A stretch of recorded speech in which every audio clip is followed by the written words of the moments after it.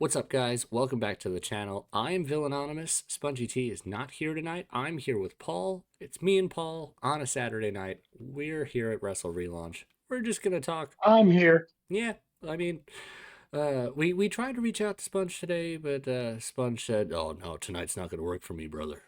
And yeah, no, so we're just going. I had to Yeah, yeah. I just keep seeing the whole thing with I saw the WWE playback with Kane and the Undertaker sitting there watching their build to WrestleMania 14, which was so great. Like that was one of the greatest storylines I'd seen in a while because like back then I was not that old. Like that was probably some of the greatest things I've ever seen was the mind games coming back. The whole Taker storyline, Taker being the underdog for once. Like when the hell does that happen? Right. But of course, the tombstone on the chair and goddamn them sitting there watching it and Taker at the spot where Kane tombstones him on a chair just goes, "Oh, you got me, brother." I'm just like, come on, man. The phantom chair shot heard around the world. Yeah, like, how do you. I saw better chair shots at NXT on Tuesday. Like, I don't understand. Like, how protected against someone's finisher do you really have to be not be like, oh, I got hurt.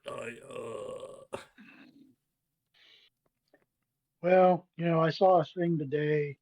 Somebody put up a meme of uh, Iron Sheik, and it said, uh, "Fuck Hulk Hogan today. Fuck Hulk Hogan now. Fuck Hulk Hogan forever." And I'm like, damn it, Sheik knew this all along. Yeah. I was We just watching thought it was. We just thought it was shit.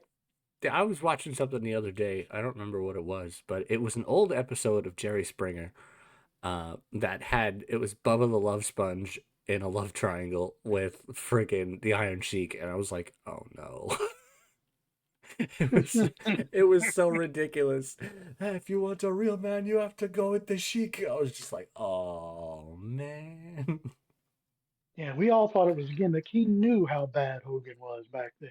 I miss some of the personalities from the old days. Like it, going to NXT on Tuesday at that crowd, even as small as it was, because Okay. it's Oh, it's here goes the humble brag. yeah. I mean, it's the theater at Madison Square Garden. That place holds maybe 4,000 people, like at max. And believe me, that place was sold out.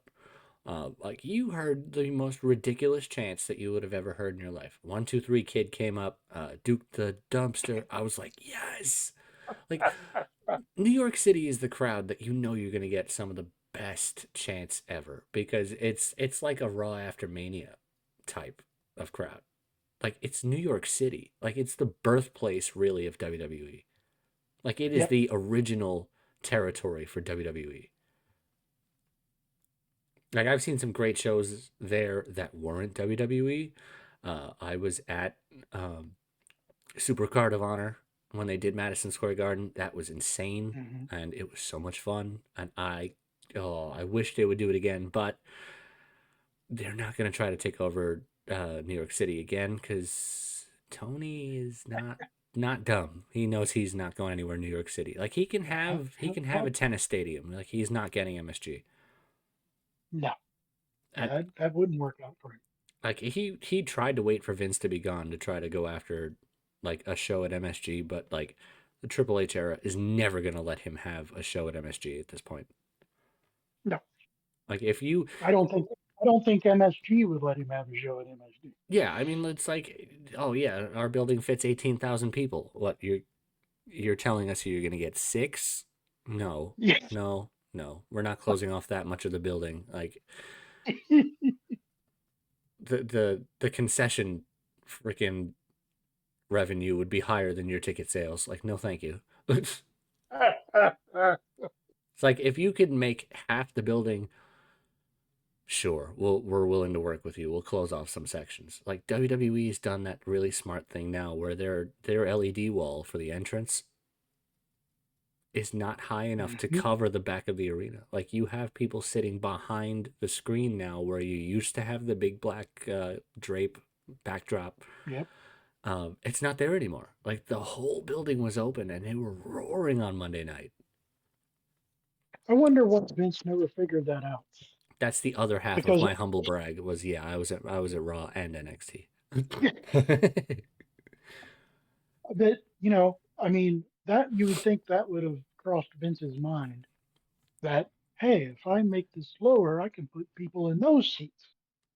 Well, But there's a you big know, difference if you notice on Monday Night Raw. Like you don't have anywhere near the big loud explosive pyro anymore. Like you don't need it.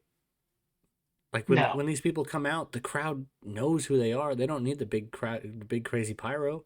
I mean, look at what happened the other day at the Disturbed show in Chicago. Like, maybe pyro inside is not a good idea anymore. Like, if anybody out there listening is like, "What the hell happened at the Disturbed show?" In the United Center in Chicago, they had all the Bulls championship banners and division title banners and conference championship banners. Like a whole bunch of them caught fire during pyrotechnics at a Disturbed concert and were damaged and have to be replaced. The Chicago Bulls are really testy about messing with their basketball lore. yeah, I could see where that would be a problem. Yeah. Yeah, I mean it's an accident. Obviously, nobody's trying to burn Oh down no, Michael Jordan's legacy, LeBron. no, LeBron. Yeah, I like, mean, it's not like it's not a major catastrophe like unfortunately the from the back in the day the Great White Show at the Station nightclub where people lost their lives unfortunately. yeah, You can replace banners. yeah. Like you can replace banners. Like if people get hurt during the pyrotechnics, like you're getting sued. WWE Yeah, has since not really used the pyro unless it's a big stadium show. Like SummerSlam, you'll always see pyrotechnics. Royal Rumble, you'll always see pyrotechnics because these are all outdoor shows now. Like they're not indoors anymore. right. Uh, Well, yeah, like you started seeing, and you started and can see. You go ahead. they almost caught Undertaker on fire at one time. So I mean, yeah, they No, probably would have I mean he was coming out of a wooden. backed He off. was coming out of a wooden box. I mean, you kind of have to. Well, I'm talking about the Elimination Chamber one. Oh shit! Yeah, yeah, yeah. Forgot about that. He caught on fire. He had to sit in that pod pouring water on himself the whole damn time. Yep. I still wrestled the match, by the way. Well, this is what I like now more nowadays, because like anytime there's a new champion on Raw, like you'll see the pyro go off, but it'll be like in the top of the building, like where the truss structure is, Right, the big ring right, around the lights, like you'll see it there.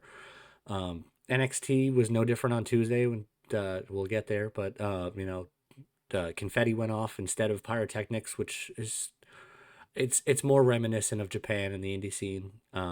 right. Like Well, it's smart being that small of a building too, yeah, part of the building. streamers, confetti, you're not going to hurt anybody. Like for anybody who wanted to know Worst, worst, why, worst thing would be a paper cut.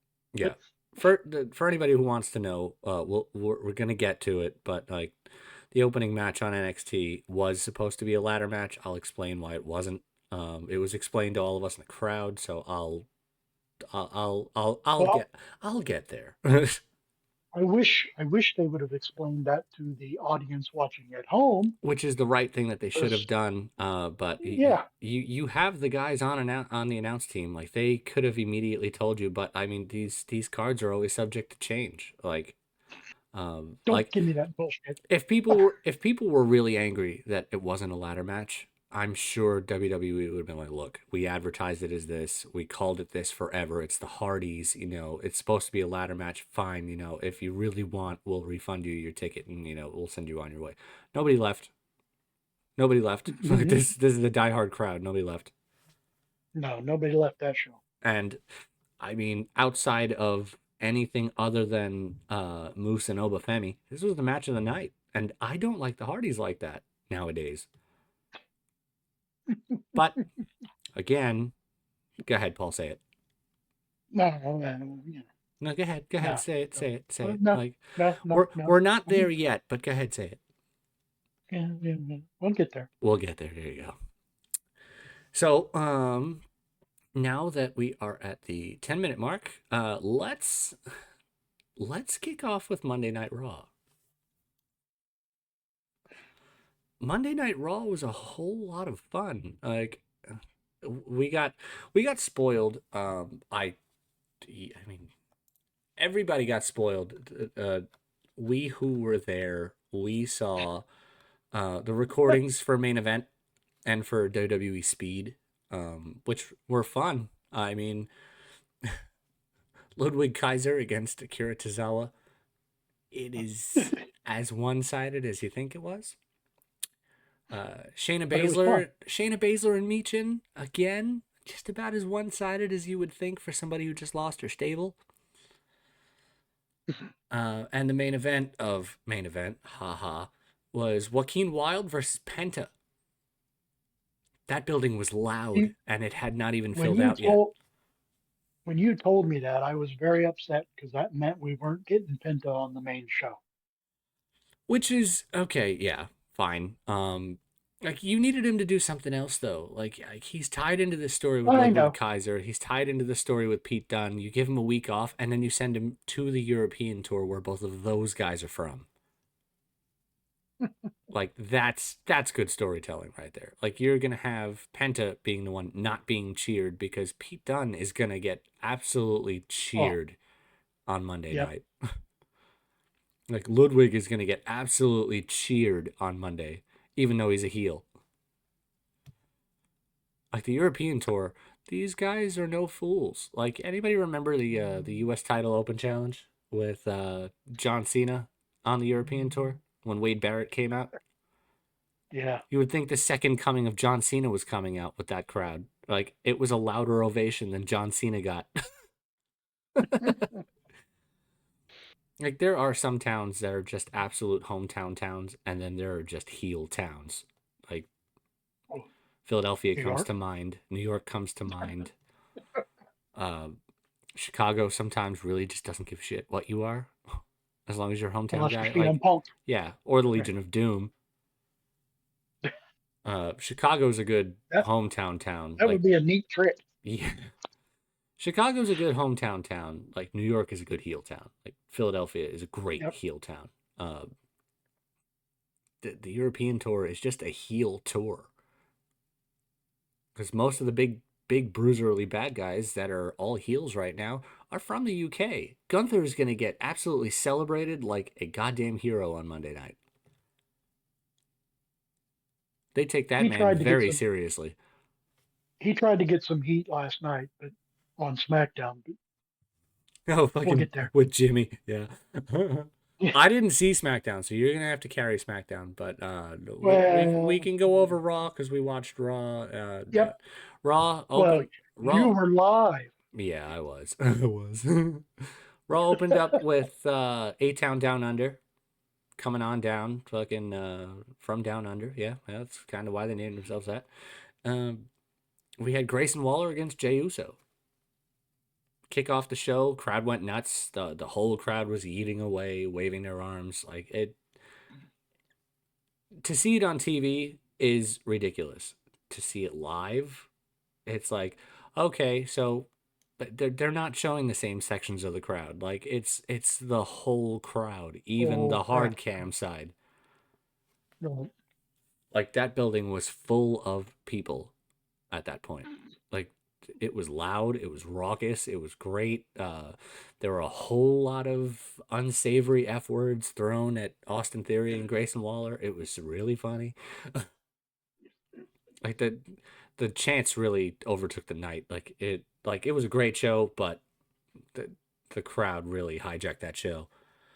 Um, Obviously, Jey Uso was going to go over. This wasn't going to be a Grayson Waller night, but gave When is it a Grayson Waller night?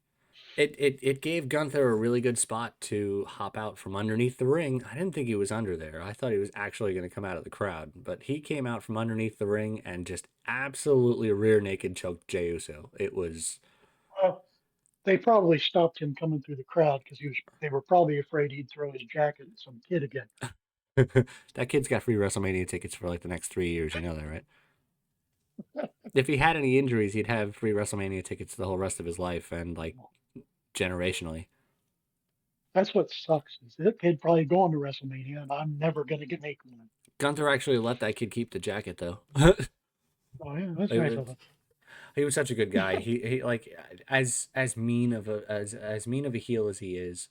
Um, he did wind up going to the kid after the show. He was signing autographs, taking pictures. He apologized. He gave him his jacket. He gave him a replica of the world title. Like he was like that kid is set for life. Like that kid had the greatest night and literally got to see Gunther break character just to apologize. Right.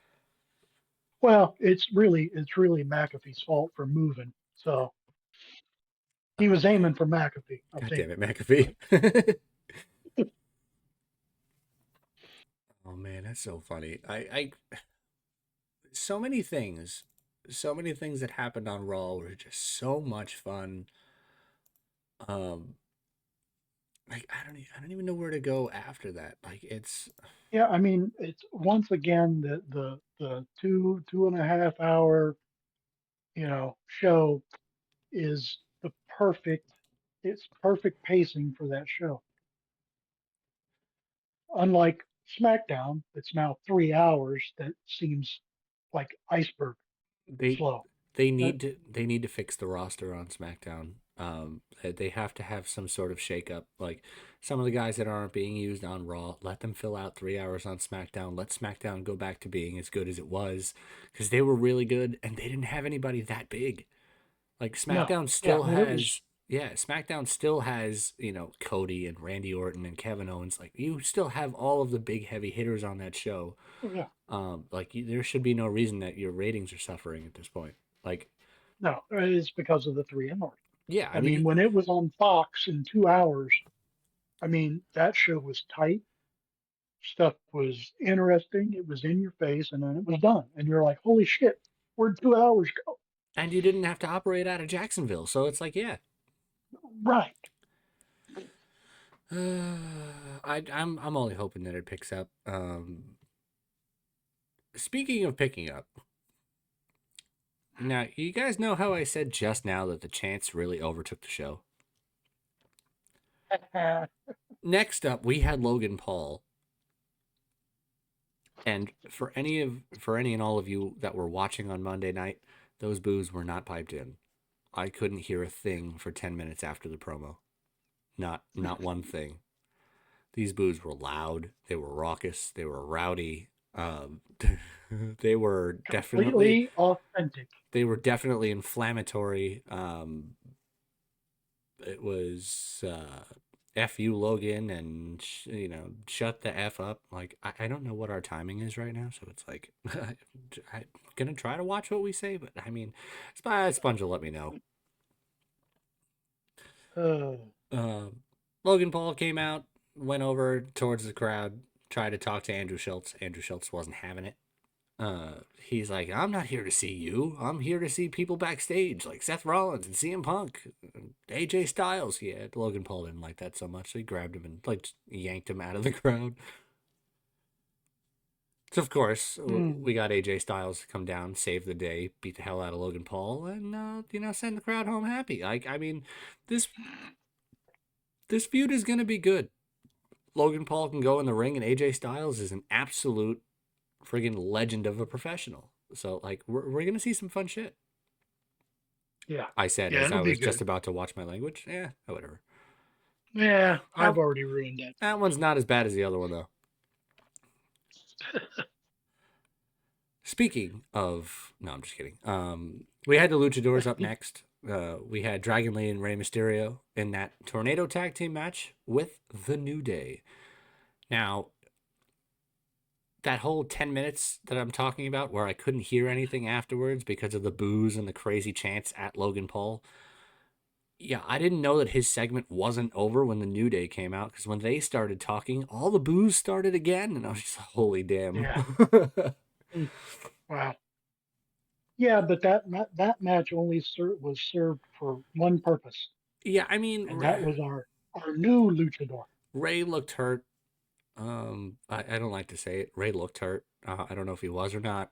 Um, Dragon Lee looked like he took a bad spot halfway through the match. So I don't know if he was all right. Like the injury bug is going to start catching up to WWE, and we'll get there because Tuesday was kind of heartbreaking. Um, but like yeah, we had the masked man hopped out the crowd, the Mister America Lucha mask. He didn't get you, brother. Um, like this mask, as soon as it was there, like as soon as people saw it, Sponge literally texted us all in our Discord group to let us know that that mask was already on WWE Shop. It was so silly. I was like, why? Somebody was just sitting there with their finger over the button, waiting to add it. But you had the crazy display of power, just hold him up in the air, delayed German suplex. So we know who's underneath the mask. Hmm. This was definitely a gracias. Like it was really funny. That spot was so funny. He got dragged over the barricade by security and escorted into the back so he could swap masks with whoever got stooged out later. But yeah, I mean, it was there. That match was there. It was fun for the crowd because Rey Mysterio and Dragon Lee kind of got the crowd into it. Really didn't get the crowd into it like that because New York's a heel town. They love legends, but they didn't really like anybody in this match. Like I think No. I think the red, white, and blue masked luchador, can't name drop because we can't Yes. speculate. Uh, he definitely got the loudest pop. Don't want to get sued. He Yeah. definitely got the loudest pop of this match, just hopping over the railing with that mask on, with the German suplex and you know the thank you in the styles of Spanish of gracia. It was really funny. Yeah, it was. Yeah. Mm-mm-mm. What? But that was the whole point of that match. There was no other point to it. Yeah, I mean that was definitely a setup for the masked luchador, whoever he might be. You know, we had Cody. Cody came out, cut a promo. That was fun. The crowd was Uh, loud. uh, uh, The crowd was kind of rowdy. The crowd was kind of on Cena's side there. well, at least it was different than the one he delivered on Friday. This had a little more uh, bass in his voice, but I can't remember the exact line he said. But he said something about the him. I thought he said something about him being better than anybody else in the back. And I was thinking to myself, did he just bury the entire roster with the? No, you know what it is when you've got that big crazy plate of gold sitting on your shoulder, you can say things like that. Like you've got the gold on your shoulder, it means nobody's been able to take it from you. So by default, you have to be better than everybody back there because somebody would have taken it already. Um, so I get it. Like you're in a rivalry with The Rock and John Cena. So it's like you have to say these things because if you don't believe them, you have no shot of beating John Cena at WrestleMania. No, Um, but he came out and he cut a promo that was really reminiscent of John Cena, riffing on The Rock's inability to be there because he was a Hollywood guy and like he didn't take the crowd seriously. He didn't actually do it for the fans anymore. Like he said, "Look, I'm here to fight The Rock. Oh wait, he's not here. He's on a set somewhere. I'm here to fight John Cena. Oh, he's not here. Like they never seem to be here. They want to be in a title picture, but they never want to be here. It's a shame for the whole crowd watching." I'm just like, all right, buddy. Like we know this didn't end well for Cena last time. Like I'm sure this is off. I'm sure this is an authorized promo this time. yes, yes, I think so. I'm sure that Um, whatever The Rock is attached to at this point, he's probably like, look, go out there, say whatever you got to say, get it out there, and let's get the heat. Because I if you're gonna learn from anybody, learn from uh, learn from Heyman, learn from what Heyman did. That whole heartfelt promo that he cut on Vince on killing ECW. Like, 'cause Vince told him to go out there and do it. He goes, "Are you sure? I'm gonna say some things you're not gonna like." Well, just make it Yeah, good. He's just like, "No, no, no, it's gonna be good, but you're gonna yeah, want it's to gonna punch be me in the good. face afterwards." Like if you're gonna learn it all, like don't censor yourself. Like say something that you gotta say. Get it out there because this felt real. Once you tell somebody to go fuck themselves on a pay per view, like and you're not in AEW where that's every other word out of somebody's mouth, like that was a big deal. That was a big deal for an unbleeped F word on a PLE. Yep. Like for them to let them do that, I mean, obviously The Rock is on the board of TKO and Endeavor, so it's like, hey, I'll pay that fine no matter what. Like, just go out there and do it. Make it heartfelt. Make everybody believe that we really hate each other and want to go at it now. Like this is telling the story that it's got to tell. We were talking before on possible things that were going to happen, leading towards WrestleMania. Like Monday night seems like one of those nights where you'll probably get The Rock and Cody in the same ring, just staring down each other, held back by security, and then you'll probably get a via satellite package promo from John Cena, who made a living on calling out The Rock for doing just that. Like if we're gonna get I heel Cena has to be absolute hypocrite Cena. Heel Cena has oh to yeah, do every single thing that he complained that other people were doing. absolutely. But what I just I I hope at some point, because we all know Cena can talk, some point they have to have some words that go back and forth where they jab at each other Oh, a of little bit course. and not via satellite. I understand doing that first couple times, but yeah, they're going to have to they're going to have to mix it up soon going into it because that's going to be the thing that drives people to go nuts over this match. Let's see. Well, they have a few listed uh scheduled dates for John Cena. So let's go down this one right real quick. Now, I do think if you really want to get the heel John Cena character over, Yeah. he has to show up at some point and beat the shit out of our truth. God damn it. Not his childhood hero. Yeah. We have uh Belgium on Monday, uh March 17th, John Cena scheduled to appear.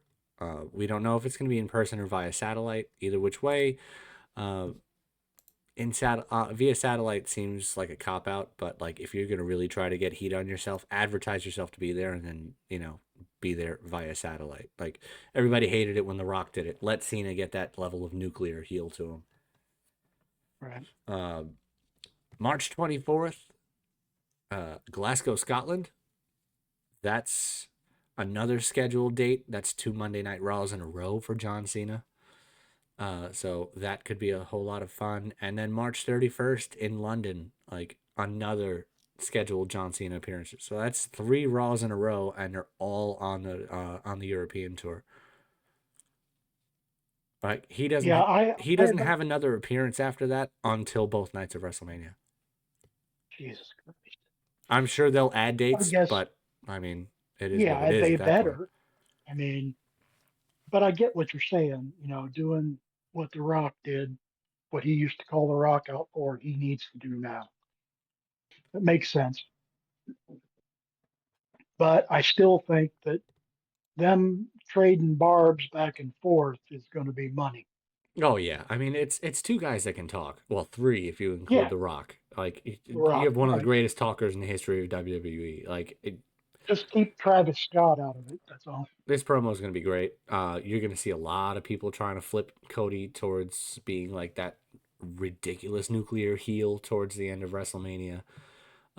Cena's not obviously going to flip back from being a heel toward being a face at WrestleMania just for the 6 weeks of haha gotcha moment. No.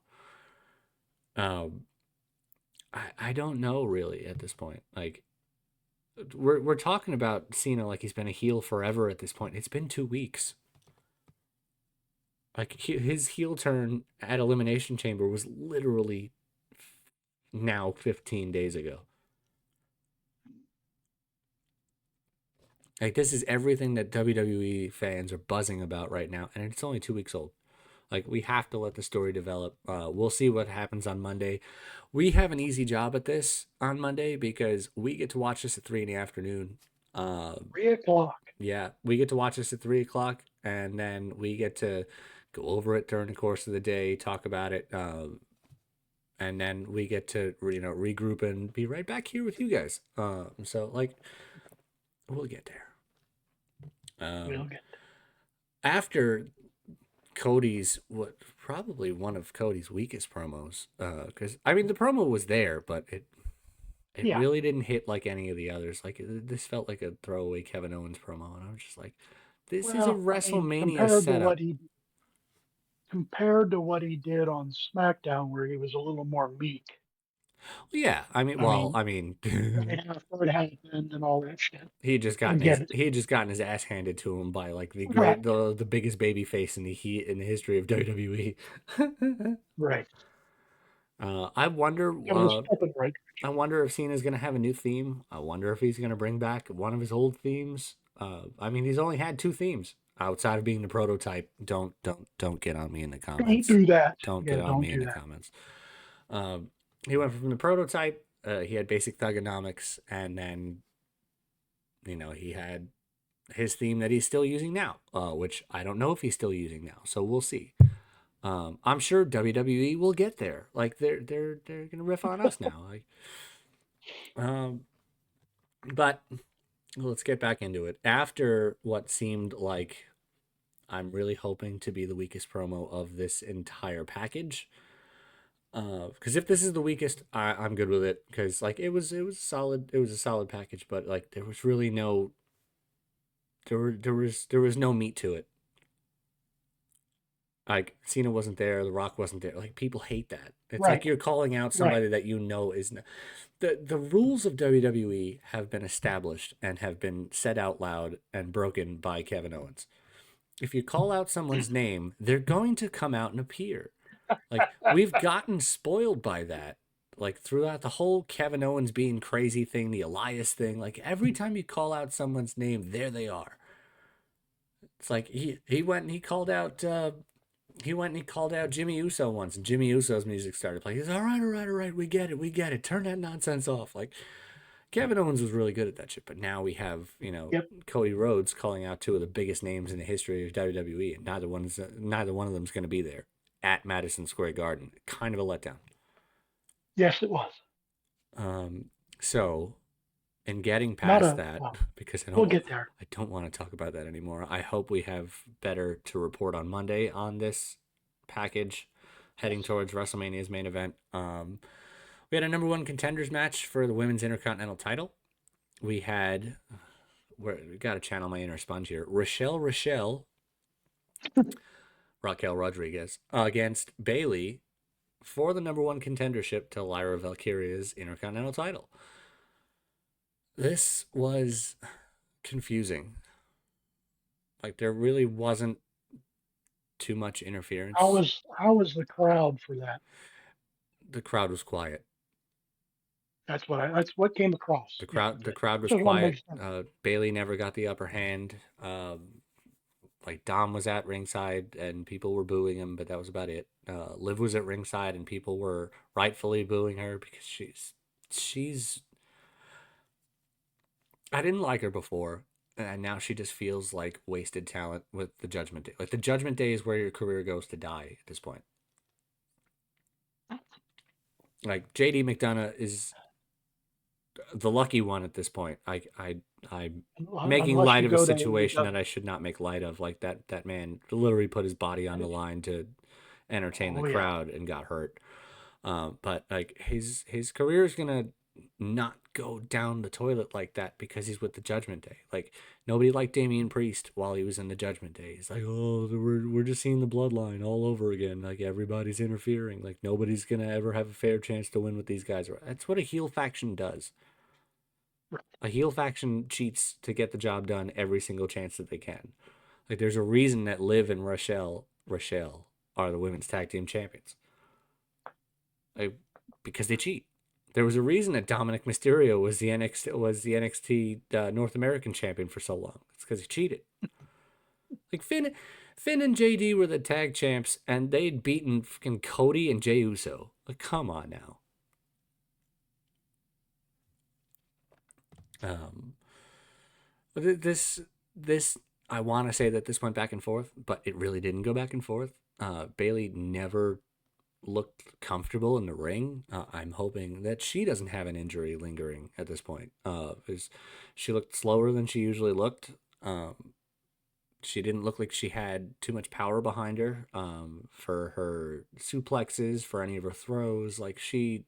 I mean, I get it. Raquel is a bigger woman. Like, you're gonna have some trouble, but like, you train for these things. Like, either Raquel was not letting her get her up for these things, which is poor work, or Bailey just wasn't able to do it on Monday. And like, if you're not gonna, if you're not gonna put in the work in the ring, I'm not gonna let you go over. And Raquel Rodriguez went over in that match pretty cleanly. Like it wasn't really that much interference in that match. Like she just looked like she flat out outmatched Bailey, which is what they should be doing because Raquel Rodriguez was an absolute beast when she was on the SmackDown roster as a babyface. Eh, Now that she's linked I up mean, with Liv Morgan, she's the bodyguard. Like, why? I don't know. I don't know. I just, when they kept trying to push her on SmackDown, I just never got behind it. And then she got hurt, or she had that unfortunate illness that made her take time off. Yeah. I mean, But she came back and her push was never the same. Like the fact that she's no, on Raw with the Judgment Day, linking around with Finn Balor and Liv Morgan, you're you're probably going to get some chances because I don't know why they're still pushing this Judgment Day thing. Finn's time in the Judgment Day is probably coming to an end on Monday. We started getting the Aleister Black vignettes. I can't say last night anymore because now it's Sunday morning. Friday night on Friday afternoon on SmackDown. I'm sorry, the European tour. Um, we started getting the Aleister Black vignettes, so he's probably coming. He's probably gonna either try to take over the Judgment Day or he's just gonna laugh at them, make a mockery of them, and like debut somebody alongside him, which would be cool. But WWE seems to like the Judgment Day for some reason, so you'll probably have them all standing over Finn after they cost him the match against Braun Breaker, and then Aleister Black will probably just show up in the middle of the ring, which is a waste. well, It's a waste to do on the European tour. I'm yes. not. I'm not And saying. I'm not saying that the European tour doesn't deserve really fun shit like that, but I mean, I don't know too many people that are going to be tuning in at 3 in the afternoon to be watching Raw. Like people are working. They're gonna have to DVR that. Oh well, DVR. It's Netflix now. Um, the okay, people Grandpa. the people that don't have the DVR where Netflix isn't available, like they still have it on like Sky Sports and shit like that. Um, it's gonna be weird. If it happens on Monday, sure, fine. I'm doubtful that we get Aleister Black and Ray Phoenix both on Monday Night Raw because both of their vignettes aired on SmackDown. Yeah, So if I was Aleister Black, I would not advocate for myself to be part as the new leader of the Judgment Day, because every leader of the Judgment Day has been kicked out of the group or left. yeah, I mean, who's the next leader? Carlito. Carly, So they can kick him out too. And then JD will come back and be like, "Hey, JD, you're the leader of the Judgment Day. Are we gonna kick you out?" I mean, He's like, his fuck. initials are literally JD. I mean, just just he's just he's just perfect. just putting it out there. JD of the Judgment Day. Ju- Yeah. Okay. Judgment Day has not been a strong faction since our truth was kicked out.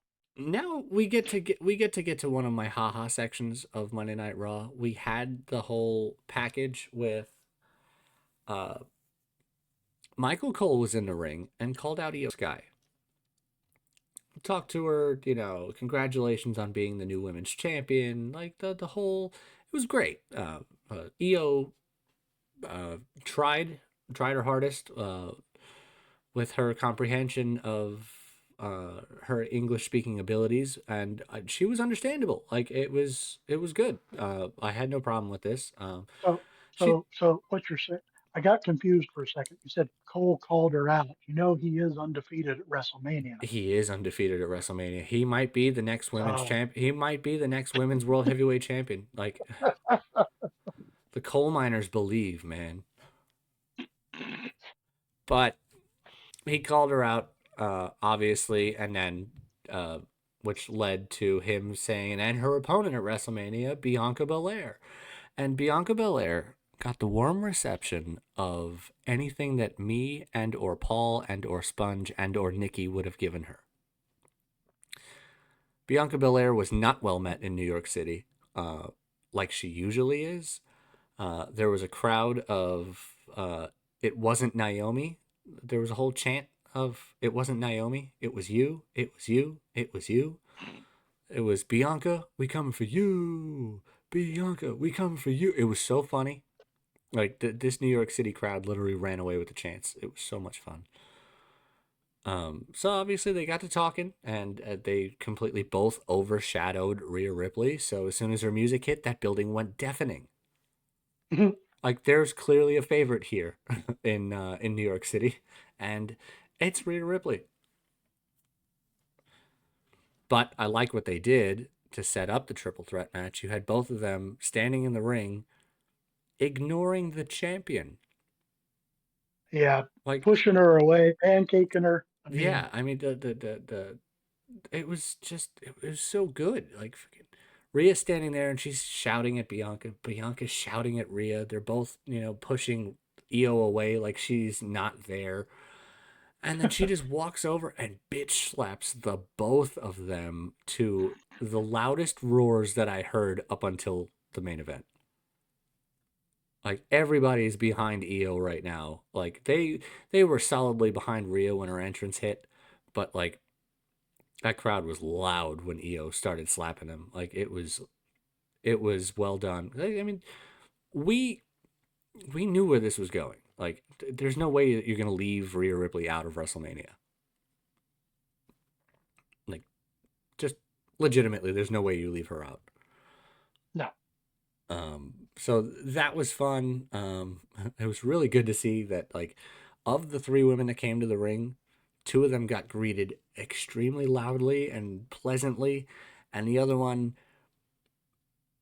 really no one cared for. Like Mm, there was a handful of kids in the crowd that were cheering for Bianca, but it was one mm. of those old school entrances for like John Cena where only the kids were cheering and the mature adults were like, "Yeah, no, we don't like this one anymore." Uh, I just, for the record, I've never been okay with her. So anyway, And she's now, very athletic. I'll give her that. But yeah, I just don't. I mean, she's definitely athletic, but I mean, how many, you know, springboard moonsaults is she, springboard backflips is she gonna do in a match? Right. It's like, hey, look, springboard backflip. Oh, hey, look, springboard backflip. Like, to put this into perspective, if Finn Balor did nothing but shotgun drop kicks all match, you'd get bored of it too. Like basement drop kicks on the floor, like you would get tired of it. It's like that repetitive I totally motion agree. just reminds me of super kick 20 seconds later, super kick 20 seconds later, super kick. It's like, what am I watching here? Like Bianca would thrive over with Mercedes on the other show. because she does this repetitive motion and just appeals to the crowd that doesn't like her. She sounds just like Right. Mercedes. I don't want to get us canceled here, so let's move on to the main event.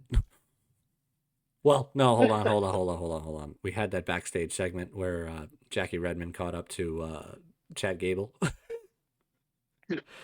and just flat out started accusing him of being the man in the mask. And then you just see the security pulling away the man in the mask in the background. Gable looked at her like he was about to demand an apology. It was so funny. He should have. That would have been great. He is so good. Like everything that Gable does is like can't miss at this point because his in ring is so good, but his mic skills just make you want to slap him because like he's the kind of guy that he goes out there and he says stuff that's like blatantly not true, and you just like you love to hate it because it's just the Yeah, funniest thing. Oh, I like absolutely. that was good. I can't wait to see what they're gonna do on Monday with it. Like he's obviously they're gonna work into the storyline where he gets caught being the man in the mask. Like I want them to pull a fast one on us. Like if they go to unmask him and it just so happens to be someone else under the mask, I'm gonna be very happy. Um, because it doesn't always have to be it doesn't always have to be like Los Conquistadors were Edge and Christian. Like it doesn't have to be the same guys under the mask the whole time. It doesn't have to be the Blue Blazer Just, was Owen Hart. just, just don't repeat the Black Scorpion debacle. That's all I ask. Oh, Yeah, okay. Now in that getting that could that tells you everything about WCW way back yonder. yeah, I mean they they They had no. they had They every literally opportunity. had no. They had every opportunity. 83 weeks. 83 weeks you were beating a product that had Austin and Taker and Shawn and Brett and The Rock and Triple H. You were beating a program that has like the Mount Rushmore of pro wrestling at this point for 83 weeks.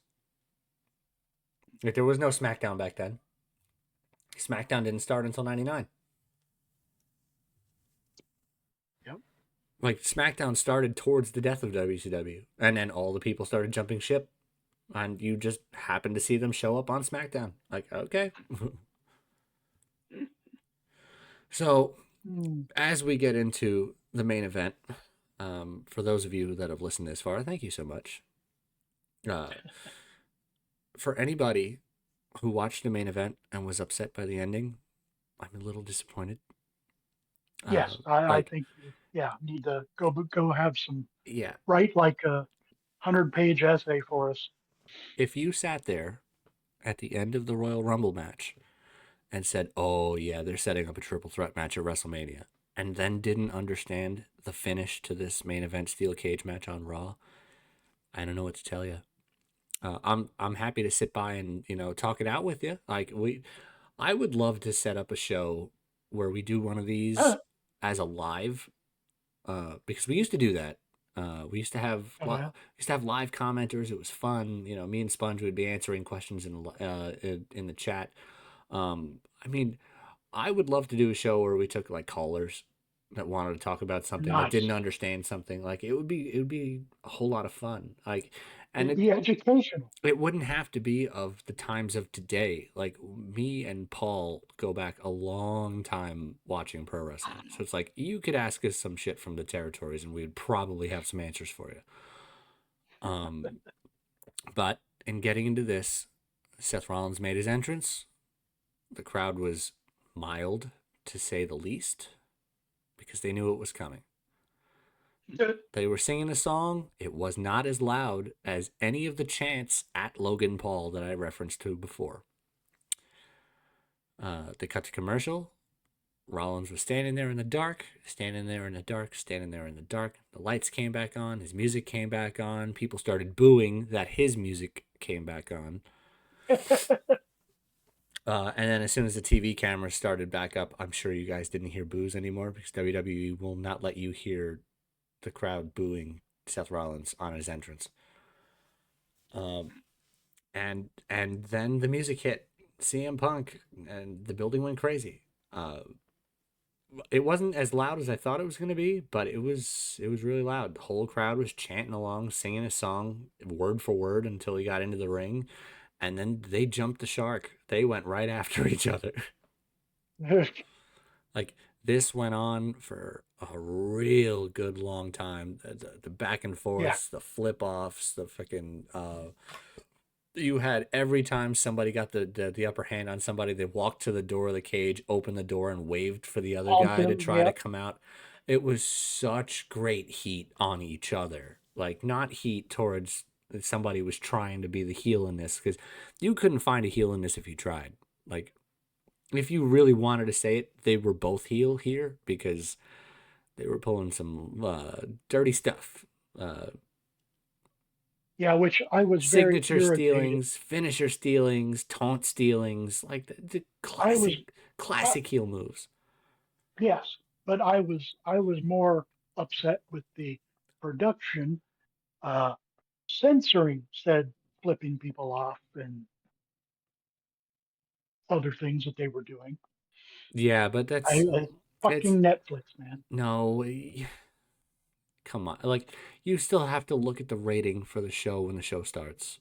Like, you know what you're getting into in the PG era of WWE. Like, you're not gonna have people flipping everybody off on TV. They're not gonna allow it. Like, you'll get away with somebody saying shit a couple of times, like Pat McAfee or maybe The Rock. But like the Rock's the head of the Rock's on the board of directors at TKO and Endeavor, and like he gets censored on TV when he says stuff. Like, if you're gonna censor the Rock, you're not gonna let freaking Rollins and Punk flip each other off in front of kids in New York City.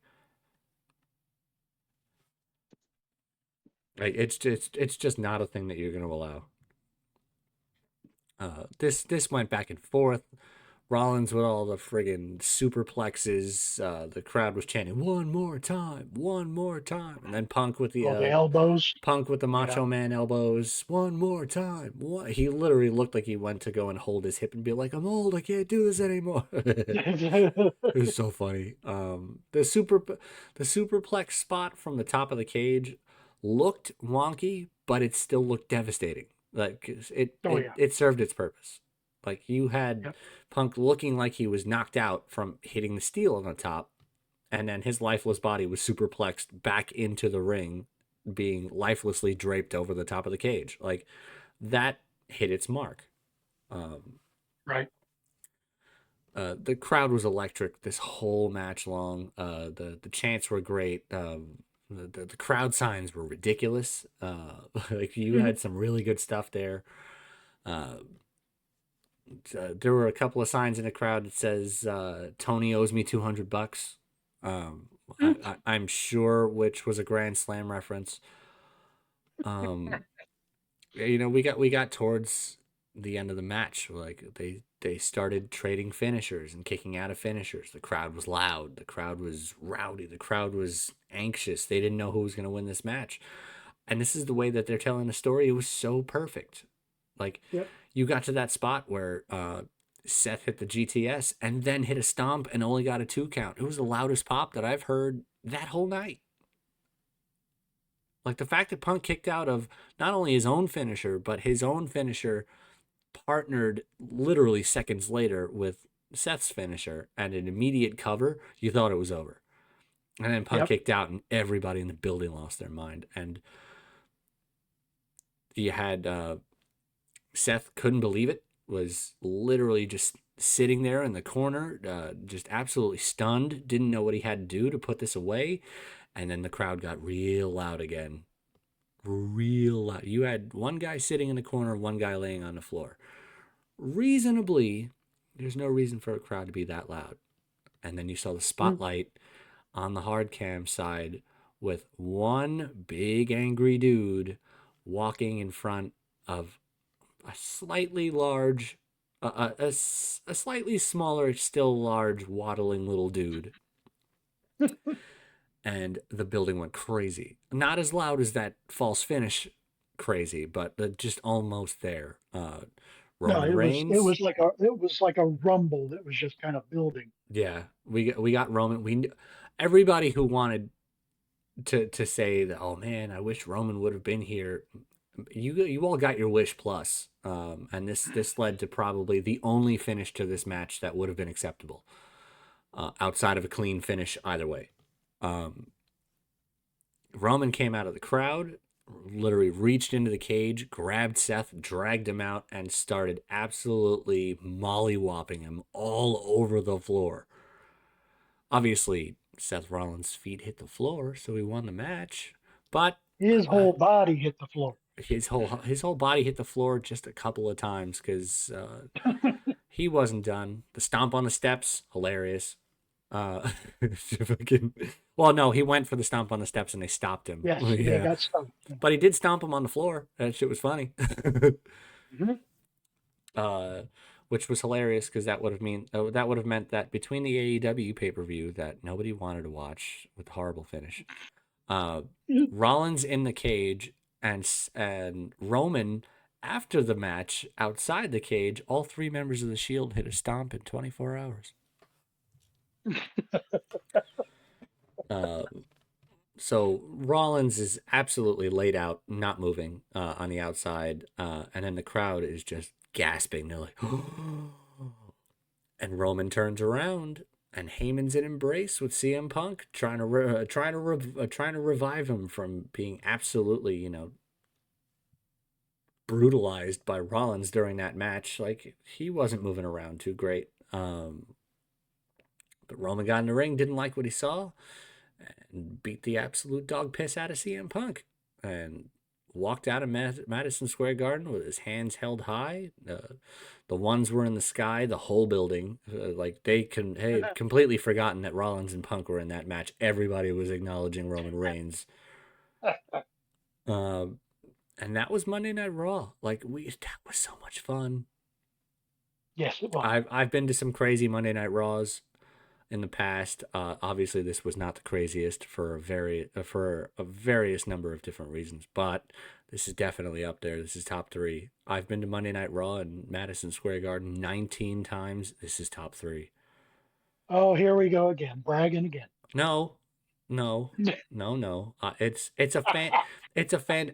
Paul, how many wrestling shows have you been to in your life? I don't even know at this See, that's point. considerably more than me because he can't think of a number higher than 19 right now. I've been to two SmackDowns, two pay per views, one NXT, one AEW, and 19 Monday Night Raws. That's my grand total of just about 25 total in my lifetime. Well, and a house show that famously ended with a steel cage match and four men celebrating at the end.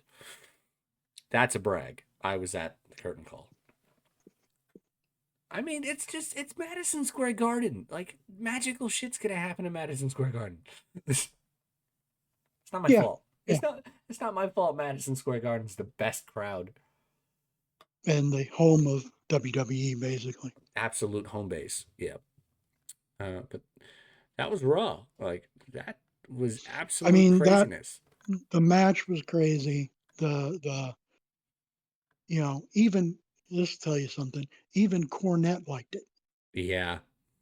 He was. I listened to that clip today. He It was understood the gushing over it. finish. He Yeah, understood the finish. Like if you're gonna set up a triple threat match at WrestleMania, you can't have these guys literally stealing the spotlight and not have Roman involved. We haven't seen Roman right. since February 1st. Yep.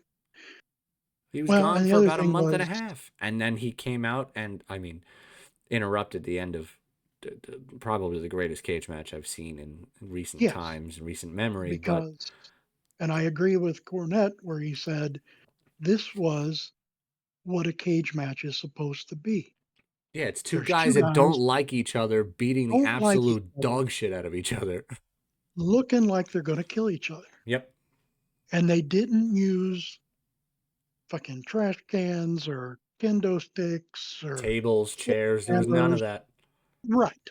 This was hand to hand. The only thing that they used that could be It considered was the a foreign cage. object was the cage itself, which is the whole Right. premise of the match. Like it was in terms of technical wrestling, this is probably my favorite Seth Rollins match ever. Like everybody out there that knows me knows that I don't like Seth, but this is the safest that he's ever looked, and he looked great in doing it. Yep, yep. I love the way, the way they shot it. So you didn't see Roman coming. You didn't hear music before somebody ran in. It was him coming out of nowhere. You could tell something was going on, but you didn't know what until you saw him drag him out and whip him against the goddamn barricade. I I don't mean, know. I that it mean, was, it was definitely crazy. It was definitely loud. It was definitely rowdy. I had it down that the three loudest pops of the night were number one was that uh, a GTS stomp combo kick out from Punk. It was the loudest pop of the night. Roman emerging from the crowd second, but barely second. Like if you had 1 and 1A, that's what they would be classified as because it was that close. But Punk's kick out was just that much louder because people knew what they were watching. They knew they were watching an absolute instant classic, just like the premiere of Raw when they had that classic that didn't need weapons or any of that. Like these were two guys that wanted to wrestle each other, that wanted to be better than the other, and Punk went ahead that night. And Punk went over that night, and then we got the cage match literally this Monday night on Raw, and Rollins looked like he was going over, and but he couldn't get the job done. Like nope, you were telling two stories right there on how great Rollins is, but just how resilient Punk is. Like you had a trade off of submission holds. Like at one point, you had Rollins lock Punk in the STF. yep, That was hilarious because that move put him away at the Elimination Chamber. I mean, after the stomp, but yeah. And then of course Punk reversed it into the Anaconda device, and people lost their minds. Like this was probably the greatest cage match I've seen in at least 15, 20 years. Solo cage match, not counting in a Hell in a Cell or something special like that.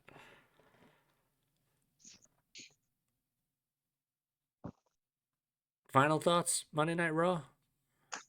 um, I mean, it's that, like I said, that 2.5 hour time span suits this show better. Um, we've gotten some other things cleared up about Mania Yeah. of what's going to happen. I'm not real happy about two triple threat matches being booked like that, but you got 2 days to fill, so I get it. Yeah. But no, overall, it was.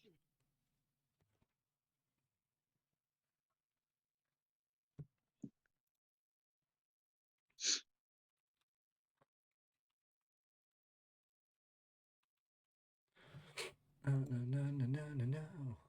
Dun, dun, dun, dun, dun, dun. Now, what we're going to do is we're going to change pace right real quick because we are at that 1 hour mark. And Sponge would have killed me if I turned this into two videos instead of one.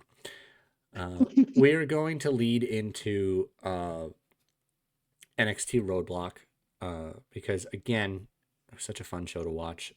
If we have time and Paul's still around, because it's just me and Paul tonight. There's no Nikki, there's no Sponge. So if Paul's still around after we do NXT Roadblock and we send our sign off, we might try to sit here and talk SmackDown. Um, we'll get there. I don't know if Man, we'll get there, but we might get there. Um, okay, so NXT Roadblock kicked off with a little bit of controversy. Everybody was expecting the Hardys and Fraxium in a ladder match because that's what it was billed as.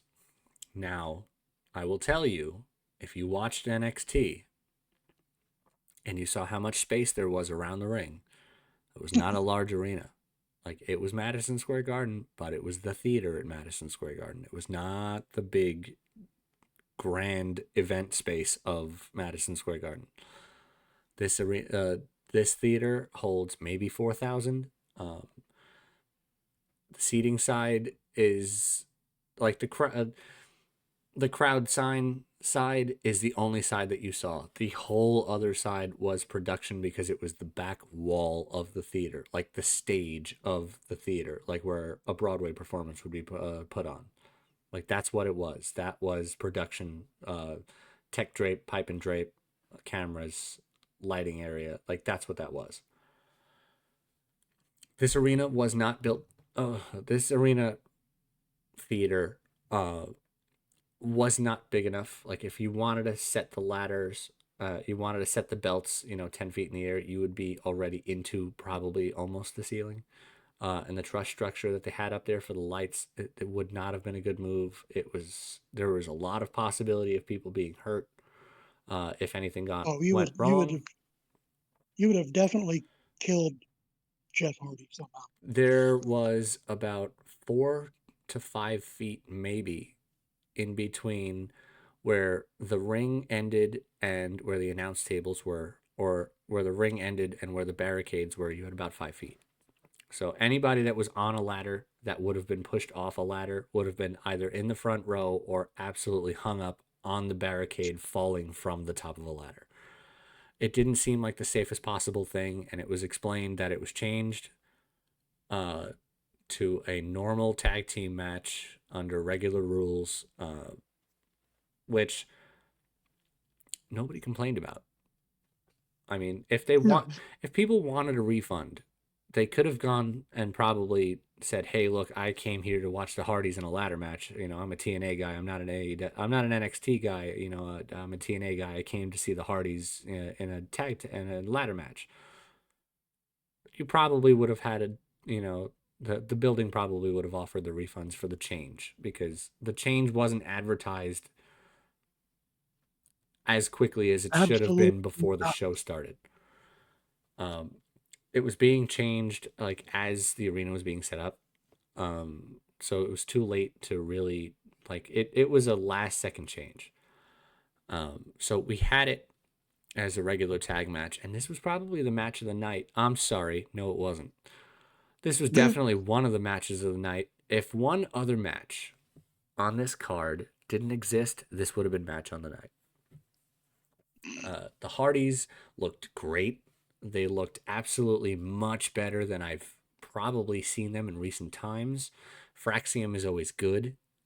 So the way that they were going about it, Matt and Jeff, Fraser and Axiom, they were just going at it. They were having fun. This was definitely a top competitor for Tag Match of the Year in terms of going across all companies. This was just fun to watch. This is a good breath of fresh air after that goddamn 2 out of 3 falls match at the Royal Rumble. I'm sorry, I was getting off track. Um, Oh my gosh, here Matt we and go again. Jeff defending the TNA tag titles against Nathan Frazier and Axiom. Like this was everything that you wanted it to be. Nathan Frazier and Axiom looked like they were having troubles again. Looked like they were about to start squabbling. Missing their spots, not being in sync. Like in character though, like not botching stuff, just bumping into each other because they're not communicating properly. Like this is how you break up a tag team. Like they start losing matches and then they lose their tag titles. Like it's this is how you build towards Nathan Frazier versus Axiom at Stand and Deliver. Because this has been brewing for over a year now. Like they just can't get along anymore. Like it's I don't know why they're still together at this point, but it's entertaining. So Yeah, obviously, my advice would be for one of them to stay away from any kind of. yeah. Um, like Fraxium still hit the Spanish Fly Phoenix Splash, but the Hardys obviously were able to break up the fall, and then as soon as they ran into each other, Axiom ran into Frazier. Like Jeff hit a twist of fate and a swanton bomb, and that was it. Like the Hardys went over. NYC was really happy. Like this was a good, clean 2-on-2 tag for TNA's tag titles. Like this wasn't even for NXT's tag titles. Like this was great. Yeah, yeah. The only thing that I was just the whole match, I thought I was crazy for it was a ladder match, and As far as I remember, the announcers in the show didn't say anything about it not being a ladder match. So that was the only thing that confused me. I'm getting up there in years, so sometimes I forget stuff. So I Yeah, just wanted to make sure I because remember. it was definitely billed as a ladder match leading all the way up until the show. Like I was standing there. I was standing there on the concession line. I missed the first 2 minutes of NXT. But I mean, what I missed was the entrances. When I got it back into my seat, they were standing there. You know, the bell rang, and then they started going at it. Like I didn't miss a second of the match. I missed the entrances and the crowd ovation for the Hardys, but you heard that from the concession line. Like there was no mistaking. Nobody was cheering that loud for Fraxium. That was for the Hardys.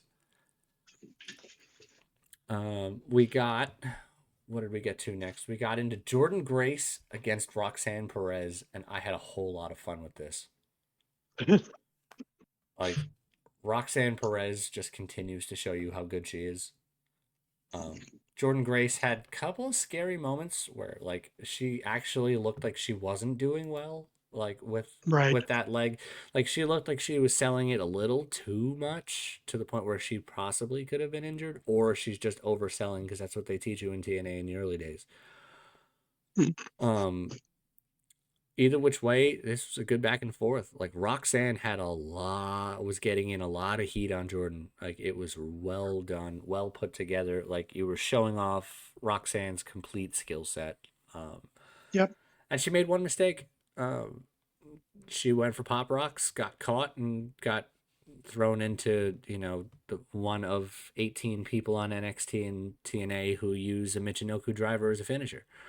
Um, like Jordan Grace hit her Juggernaut driver is the name of her Michinoku driver. It's a Michinoku driver. Like it's devastating when it's done properly. Like But they renamed it. So it's a one-winged angel without you sitting on their shoulders. It's a scoop slam driver. Yep. But no problems. The crowd was lively again for both sides. Jordan got an enormous pop as soon as the sirens started going off, and everybody, even in a heel town, they still loved Roxanne because she's Roxanne Perez. Like she's showing you that she is the future of WWE's women's division. yep. Like continuously showing you that she is the future of this women's division. Her uh,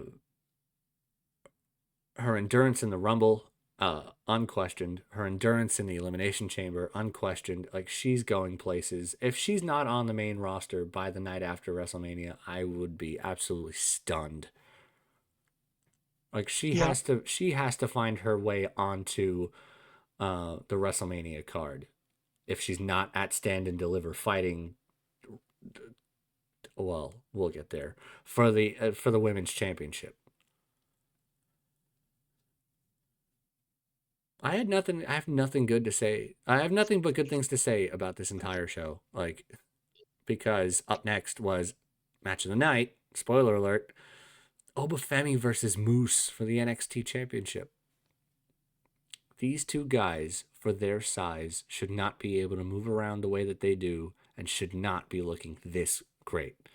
Moose is one of those people that I keep bringing up in the conversation with Pat McAfee and Logan Paul of somebody that should not have been able to pick up professional wrestling as quickly as they did. Like he's a naturally gifted athlete, so like when you play professional sports, like your mic skills have to be there. You have to know how to talk because you're always going to be on some sort of interview somewhere. Moose is the total package. Big, scary guy, great skill set, and absolute mic skills.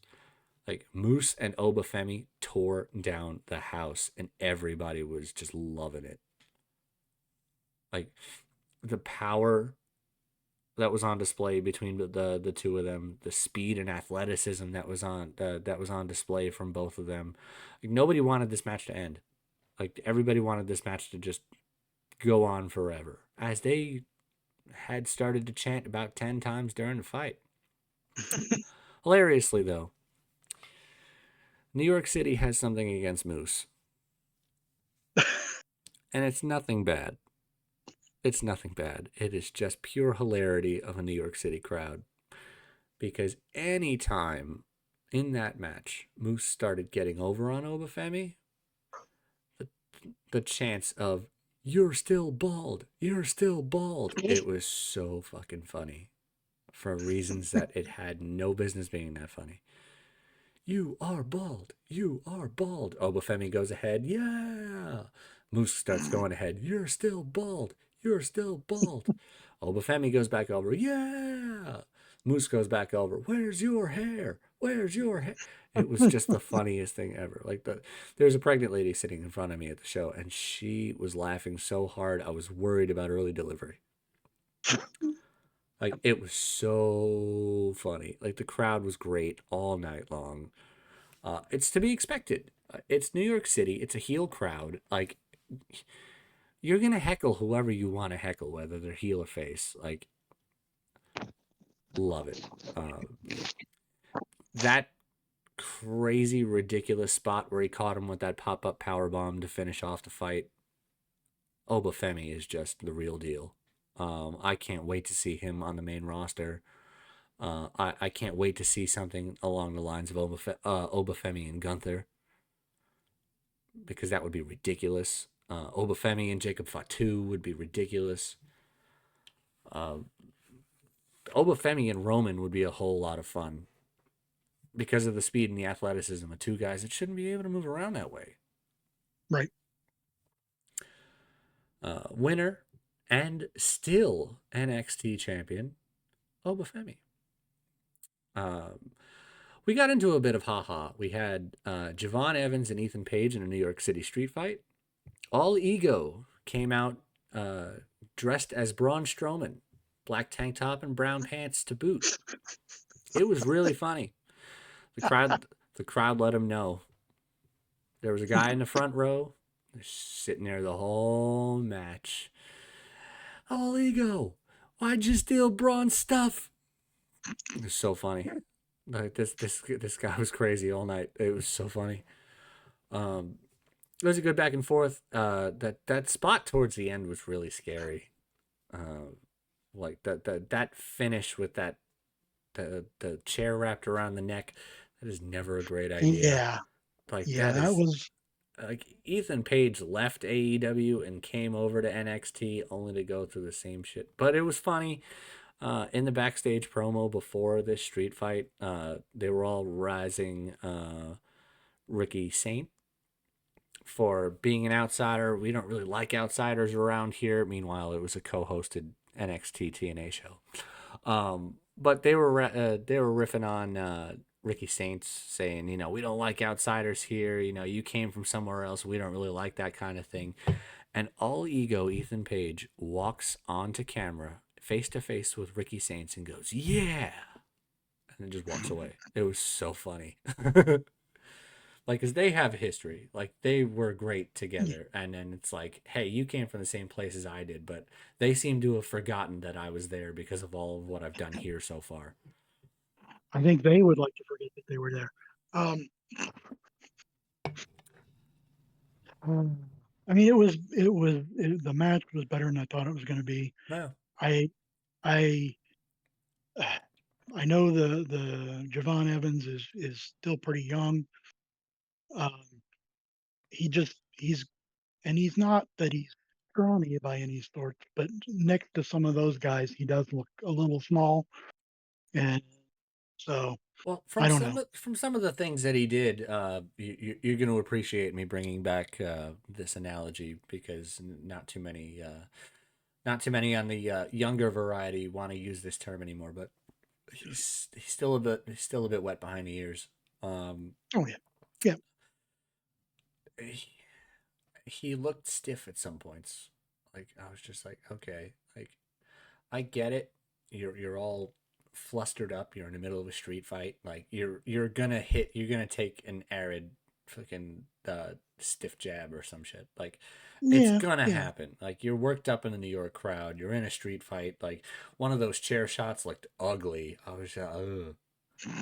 But that finish was the only thing that really scared the shit out of me. I was just like, did you see the way that Ethan Page's body sunk to the ground Yep. as the chair started closing slowly?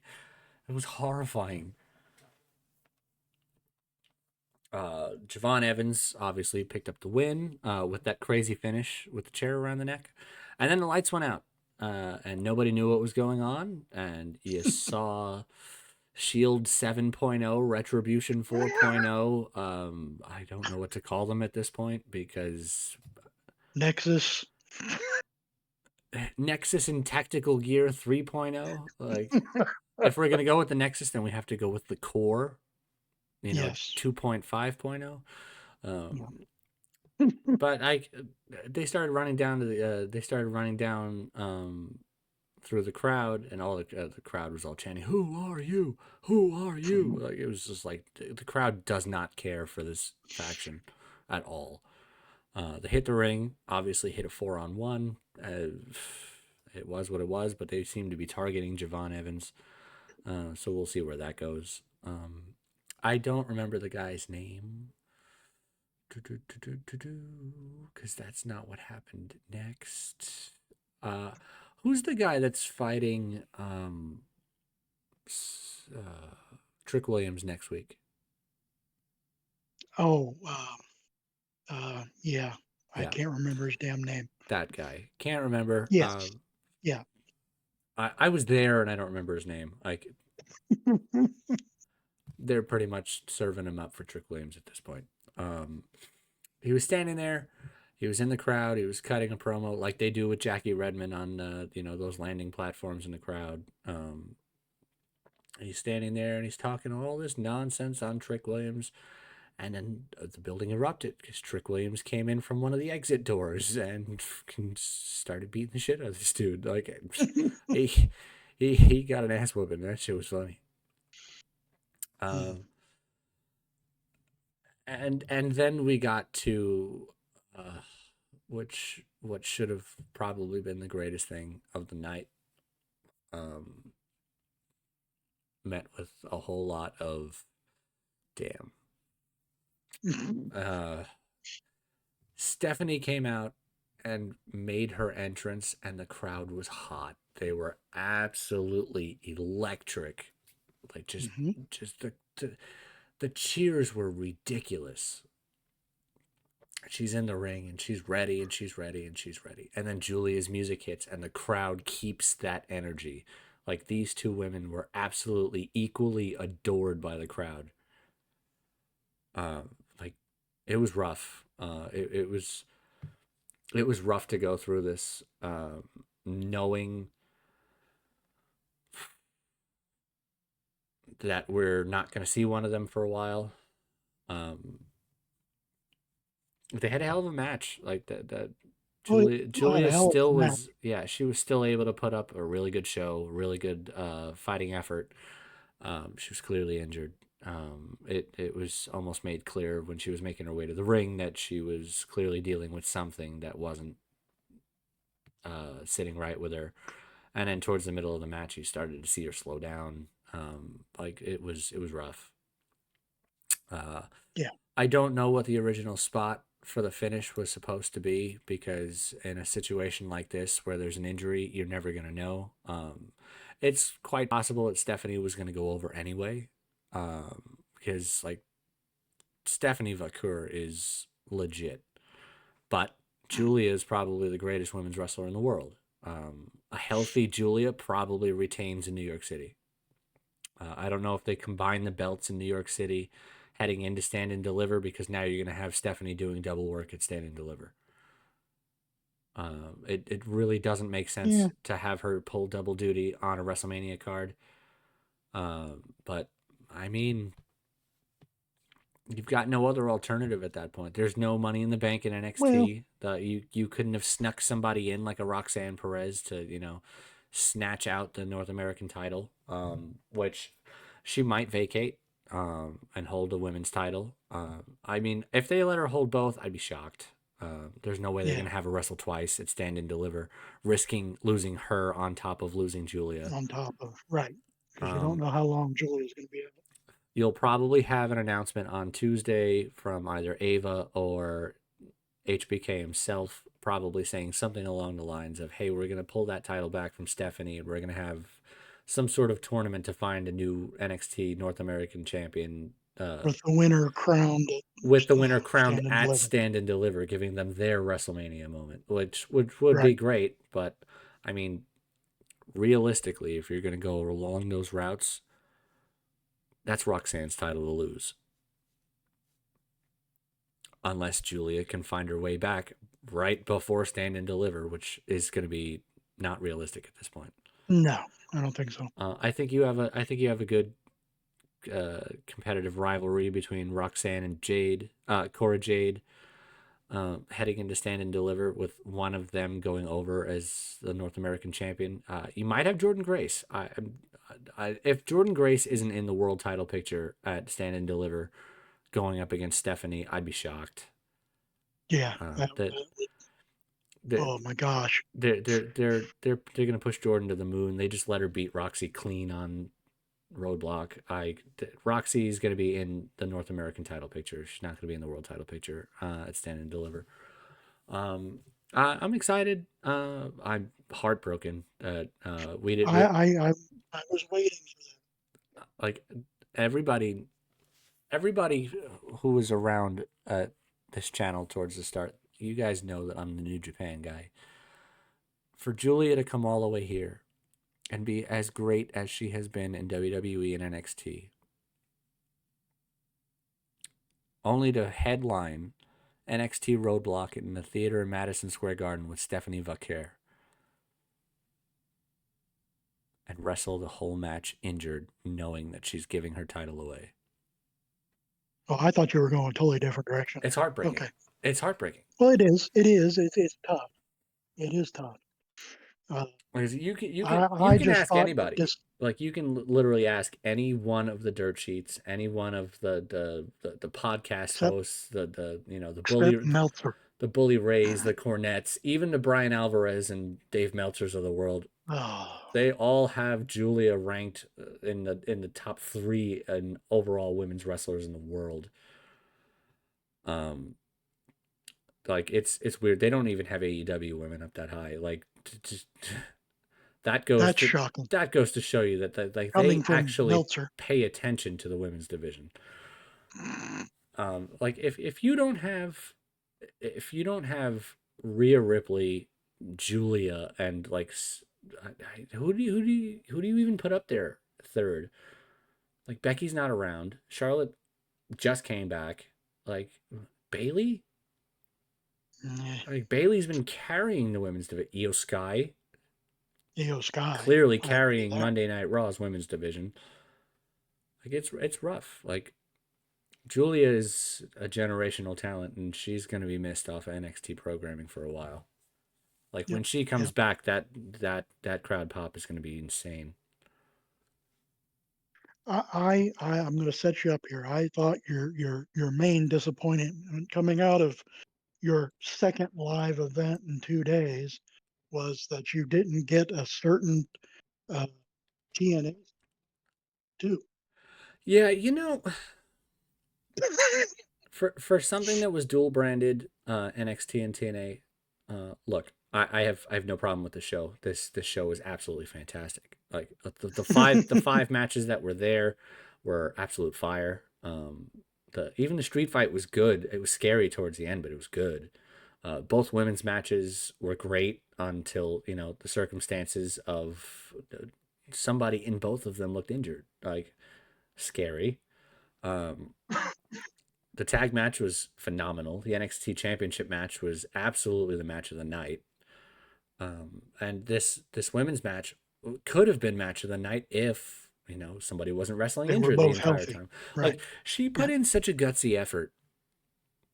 Like you knew towards the end that something was wrong because Stephanie was putting in all of the offense. Like it was very one sided, and that's not something you see in a wrestling match with Julia. Like she's either matching you or she's reversing whatever she can to get the upper hand. Like she doesn't just stand there and just take the abuse, a double finisher. Like Right. it was uncharacteristic. It was scary. But overall, the show was absolutely great. Like just ridiculously awesome both nights. Oh yeah. Like I'm so glad that I was able to do that because it was so much fun. Well, yeah, good for you. I mean, I was joking earlier. No, I'm joking a little earlier because yeah, that was an awesome 2 nights to be able to see and to see live. Like that's just insane on what you got to see. Oh yeah.